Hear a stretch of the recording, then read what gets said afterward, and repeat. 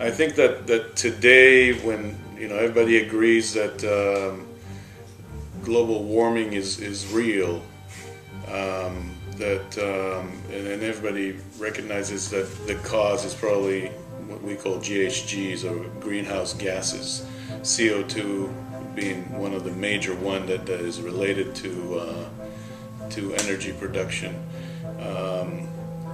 That it's more important than ever to find some kind of a low or carbon-free energy sources that we can at least slow down, if not completely stop this global warming and all the maladies that comes with it, like sea level rise and extreme weather and many other things that will cause basically human and economic disasters. We use 1/4 of all the oil that's sucked out of this planet every single day.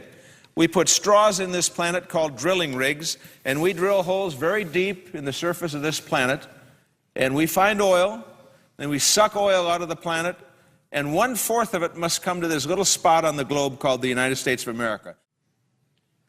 What do we do about that? Well, we should produce more to the extent that we can, and we are, and I'll talk about that in just a moment.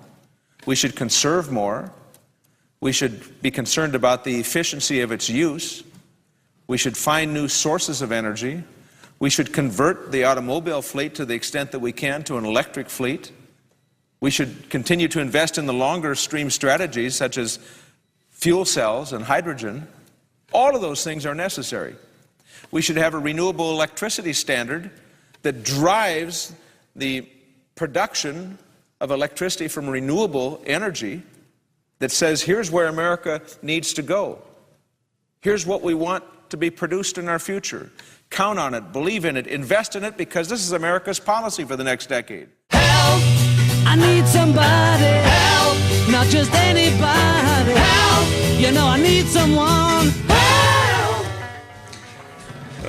Well, I'm trained as a mechanical engineer, and I was working in just regular power generation, with conventional stuff with gas and coal and things like that. And then in 2006, I was hired by a newly formed solar company to help them with, one of their pilot plants, basically, and kind of caught on. I became a believer, and that's what I've been doing ever since.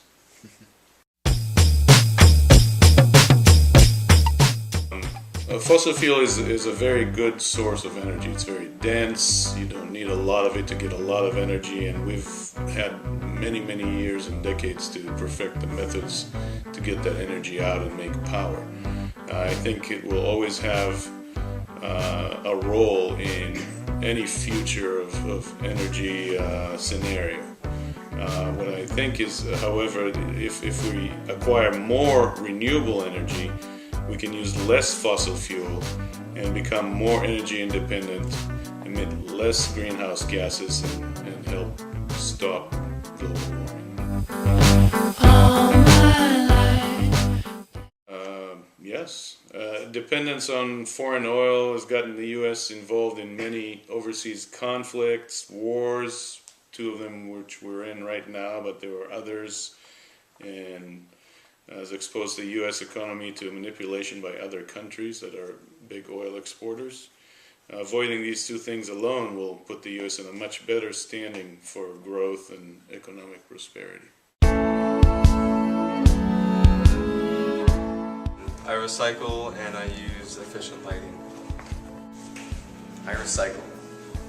One of the ways that I help to be green is I don't leave the water running while I brush my teeth in the morning. Turn the lights off when I leave a room, and I always turn off the sink when I brush my teeth. To conserve energy, I try riding my bike as much as possible. It's come to the point that we realize that if we keep relying on sources such as fossil fuel and coal for energy, we're going to slowly end up killing ourselves. We have brand new technologies that allow us to use the different sources of energy available to us, such as solar, wind, and geothermal.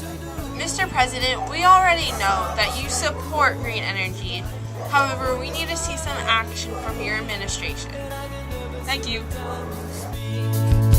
My bed's too big for just